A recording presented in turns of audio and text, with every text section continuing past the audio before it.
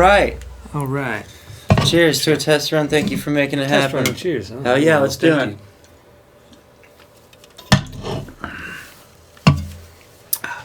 Hello, everybody, and welcome to a segment that we're calling Cool Kids and Hot Takes. My name's Ryan Scotty. With me is my bandmate, Jeff. Jeff! That's right. Some current news that we got going on. Everything and more that I'm excited about is the brand new Sonic movie. It's the third one in the series, the trilogy.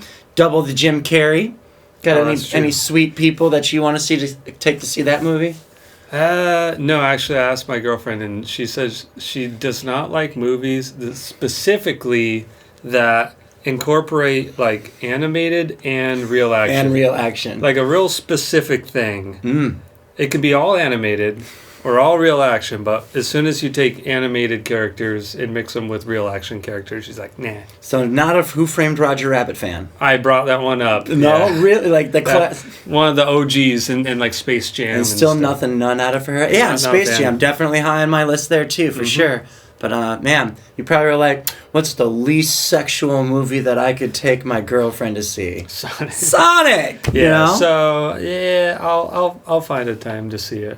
I would like to see it, but we can't all be first in line Thursday night like I'm gonna be. So I'm sure you will. Yeah. I'm sure you will. The holiday season for 2024 is here. So how about all those Starbucks gift cards you're gonna give out to people that you barely know? I can think of at least 5 off the top of my head.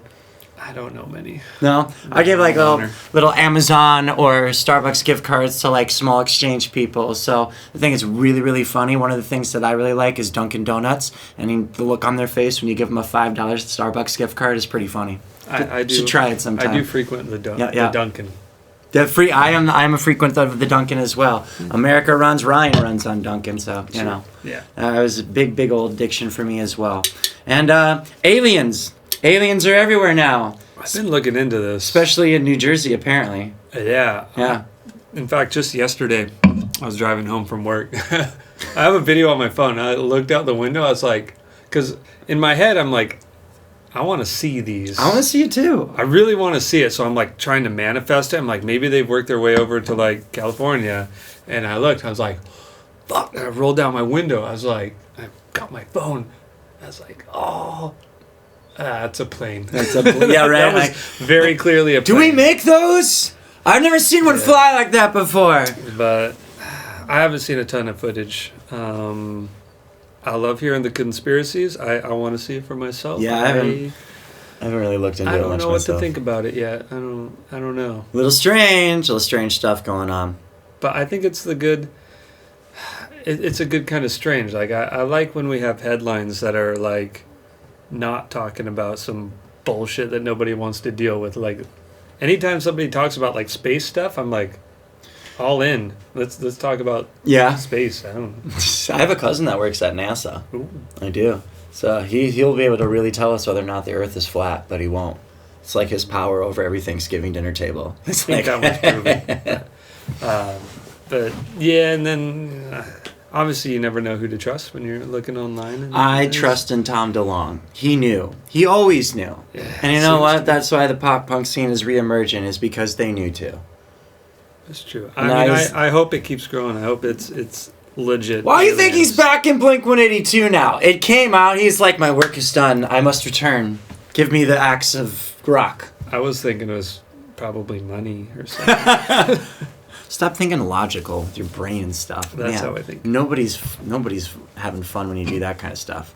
Okay, sorry. But I mean, you know. But again, they're back. They're back in the industry. They just did that, you know, crazy stadium tour with Pierce the Veil, which is pretty incredible to see highlights from, because I'm a huge Pierce the Veil fan, and not that I'm not a Blink fan. I would definitely be singing along to their stuff if I went and saw their concert, but I would be personally, just me, I would be a lot more excited to see Pierce the Veil, who is also just now announced basically their own stadium tour. I don't know if you saw that or not. No, They're doing. You can't stand them? Oh, bummer. They're okay. Oh, bummer. Okay. I am a Blink fan. Oh, well, you know, that's all good. He's out of the band. Oops, fired.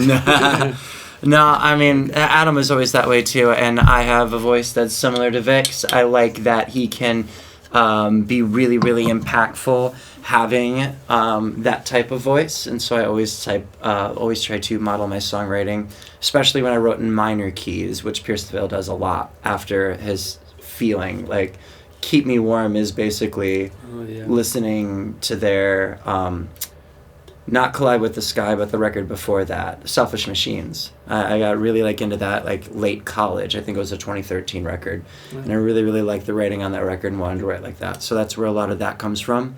But, you know, if you're not really into Pierce, can't stand them, then what are you looking to see in the music industry this next year? Let me guess, when we were young, year number 4, 3, whatever it is. Warped Tour is coming back next year. You know, Excited for that? I'm excited for it. Yeah, but not Sonic 3, huh? No, I'm excited for Sonic 3. I don't know, man. Those festivals have bands that I'd love to see, but just a ticket price that I don't like to see. It's really hard for me to bring myself to spend that much money. That's why it's not Warped Tour anymore, because you used to be able to get in with 3 soup cans. Yeah, Food donation. Have a good day of music and skateboarding. I saw them on their Instagram marketing for Warped Tour, and they're trying to get nostalgic, and people are like sharing their old tickets. Like, they're actively posting photos of people's old tickets that are saying like $29, $32 and stuff. It's like, and now they're like, add a 0 on it, and that's not even covering the service fee for whatever website you're buying the scalp ticket off of. I thought it was like $40 or $50, but everybody's showing their tickets, and it was even cheaper than I remember it being. I can't bring myself to spend that much. Did you go when you were a kid? Yeah. Or younger? My first year was 2013.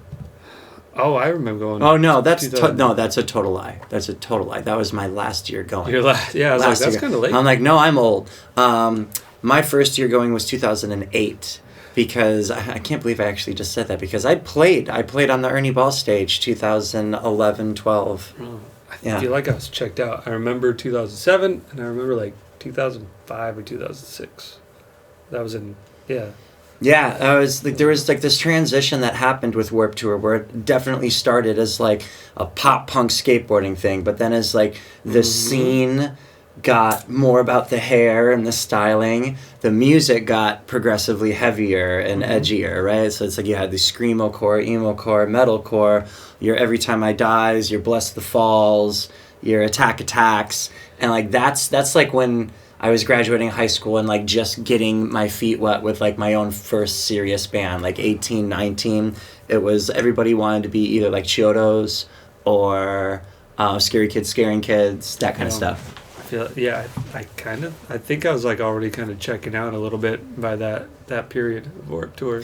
Yeah, I mean, like a lot of people already at that point were like, oh God, it's changed so much this year, and it's like I miss the pop punk, and like, but I can still vividly remember seeing Yellowcard one year. They're straight up pop punk. They don't really have any screaming in any of their music, so I appreciated because as time goes on, I find myself.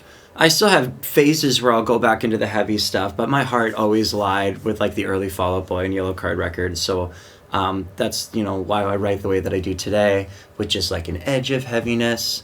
But it goes in cycles again. It's coming back more the poppy sense. And I don't know if you've noticed this recently. I'm just seeing a little bit more progression with like the hardcore, with the pop punk kind of coming back again. It's like when pop punk made its resurgence. Like all those like 4 Year Strong. Yeah, A Day to Remember, where they're like mixing the breakdowns and the easy core, and like we did a little bit of that too. But that was always the aim. With like every 6 pop punk songs you write, we're gonna write one like screamo or metal song just to like vary it up. And I love that balance personally.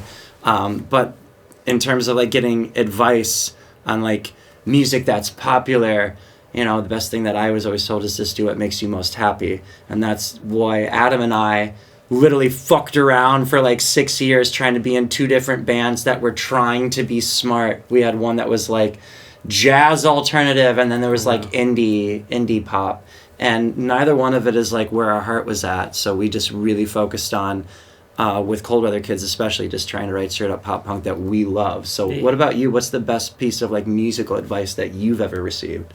I don't know if I've received a whole lot. I mean, I have my own little personal mottos, and I think you already mentioned, is like just do whatever makes you happy. Totally. That's like literally been my whole motto. Totally.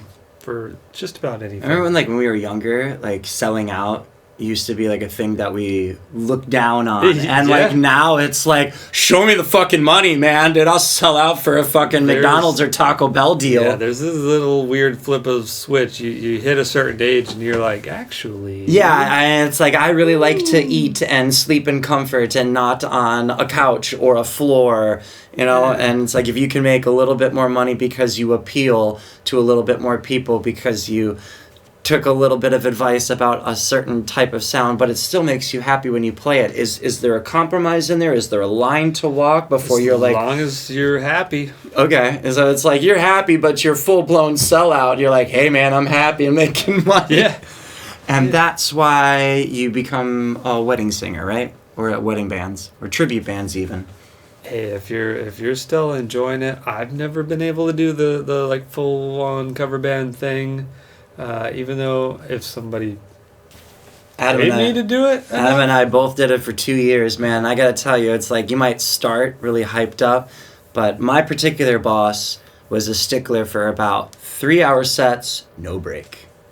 I mean, as a drummer, I don't really mind that personally. That's tough. Oh, I love the non-stop music. It was tough. But I know not everybody. You get like to that second hour and you got one more hour to go, and like the drunk bridesmaid comes up and screams, "I want Jesse's girl," for like the 8th time. You might kind of be like, all right, go fuck off a little bit. I don't know. I could imagine if being a vocalist, that's a lot, but... my 2 songs that I got to sing in the wedding band, so I got 2 songs a night out of those 3-hour sets. You want to know what my 2 songs were? What? You want to know? All right. It was Never Give You Up by Rick Astley. Oh, yeah, baby. And Your Love by The Outfield. Those are my 2 songs, because we had like 8 singers in the band. Oh, sure. And I was a backup guitar player and the keyboard player. So I wasn't even really singing or drumming. Oh, okay. I was just filling a slot. And a lot of the times, those songs would have already like keys backed in them. So if there was like no guitar in the song, I was basically just miming that shit. Yeah. So it was kind of soul crushing in terms of that job. This sounds like it. Yeah, that's the struggle. It's like, but so that's the other struggle with it is like I have yet to make nearly as much money doing that type of music work rather than just being a mime. Because wedding band, it's like, even though again it's like we were talking about like kind of selling your soul or quote unquote selling out, fucking pay the bills, man. That's true. Paid those bills. Nope. So that's been like one of the more ground. Yeah, that's been like one of the more bigger challenges that I've faced personally in terms of music is like, if you really, really want to do it and it does make you happy, is there a compromise with like happiness versus income? Because obviously we need to keep a roof over our head and food in our stomachs. So are you like, there has to be especially with artists doing some sort of grunt work where you're sacrificing your own satisfaction or happiness a bit for that income balance, So you got to just take a little bit of time every now and then and just really just like take a deep breath and just like really look inward and just check in with yourself. Totally. Are you actually happy? Are you the yoga teacher now? Who are you? When can I take your class? It's true though. Because that's deep. I think about that often, and I'm like, am I just telling myself I'm happy, or am I really happy? Like sometimes it's hard to figure out. It's like trying to live in the moment. Like how do you live in a moment when that moment's already in the past? Already gone. It's it takes some practice, but just check in with yourself. I do think that one of the things that helps when living in the moment is anytime I hear this a lot. In fact, I was just watching when I couldn't sleep yesterday night because my daughter was throwing up. I threw on The Last Dance, the Michael Jordan documentary. Right. And he wins his very last his last championship. And he's being interviewed in his hotel room, and he's around like a big grand piano with a cigar in his hand.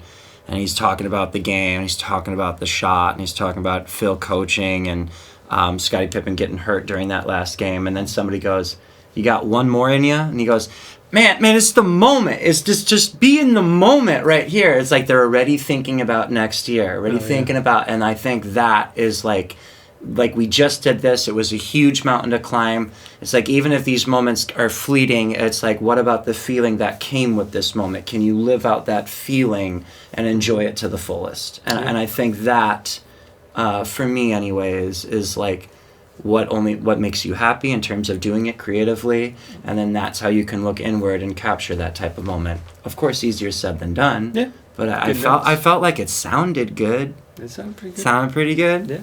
Awesome. So yeah, I mean, like, that's one of the bigger challenges that I face in terms of like being authentic as a musician, right? Is like not being a perfect copy of your favorite band, still being something that you have to say that you're proud about saying, but you feel like it's authentically you, while still having influences that you acknowledge, pay homage to, not just rip off or steal. But what about like any challenges for you? Because you're a man that's in multiple acts. You're a drummer in a band. You're a guitarist in our band now, and you also sing. Yep. So what's one of the bigger challenges that you faced in like this industry? Is it balance? Is it dedication of time? Is it learning the material? Not too many challenges, really. Oh. My goodness, this guy right here. He's so fucking skilled. He's so high on himself. I mean, maybe it's just because I've been doing it for so long. There's no shortcut for experience, man. Like, even just starting back in high school, and it just, to me, it feels less effort and more just like, this is just what I do, sort of, just showing up. I guess the main thing is You've made it a part of your lifestyle. It's like habitual at this point. Yeah, it just happens. I think actually the hardest part is remembering that, like, I should be doing stuff other than music. Because if I'm just on, like, just autopilot, I'll just be doing music stuff. And I've been doing it so long that I've forgotten to, like, kind of have my own life outside of it. Yeah. And, I've been paying a little price for that, so that's probably the hardest part. Yeah, it's like, what Adam talks about with his bodybuilding stuff, kind of like what I do, and I get way too obsessed with bowling.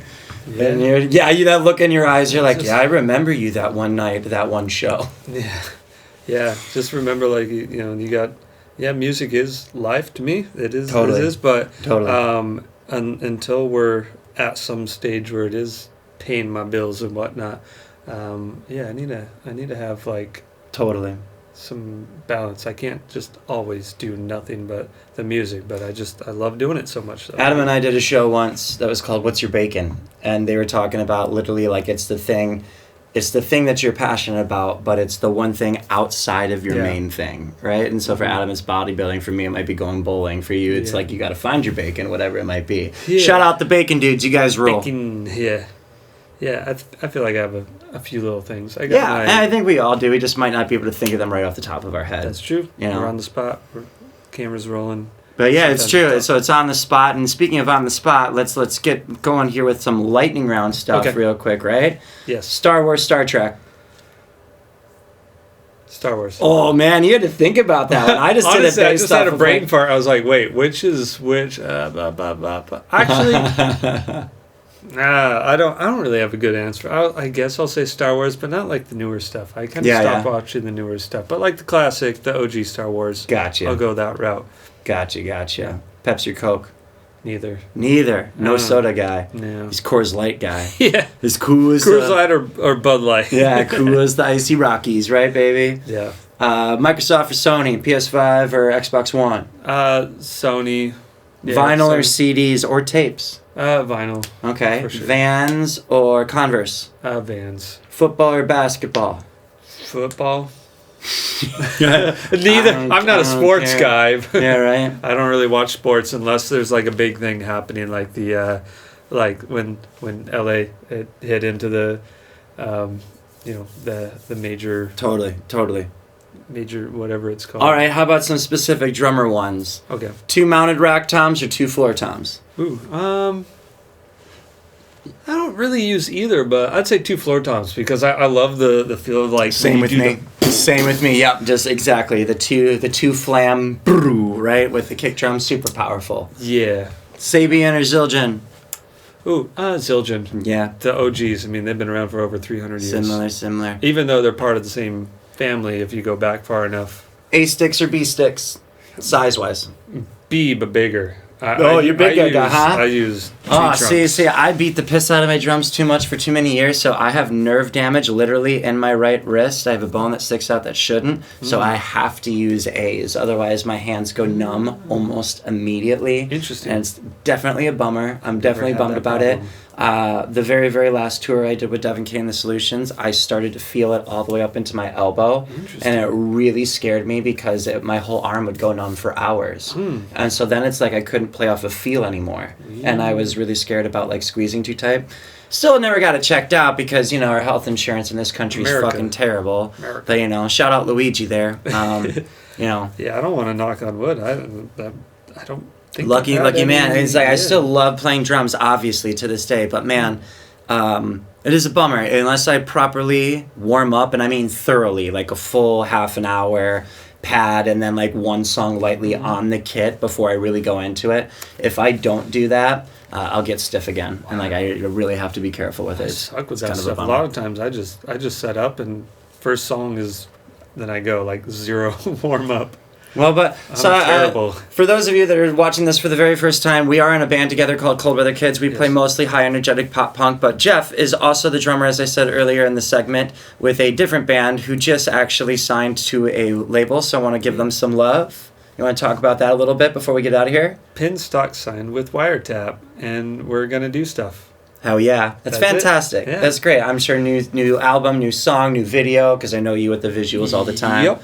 Always working on it. We got things in the works. Obviously, just stay tuned. Absolutely. Y'all can assume the same thing with us as well. We're gearing up some new music at the turn of the new year. The last thing that we got going on is our first show of the new year is January 3rd. We are hosting.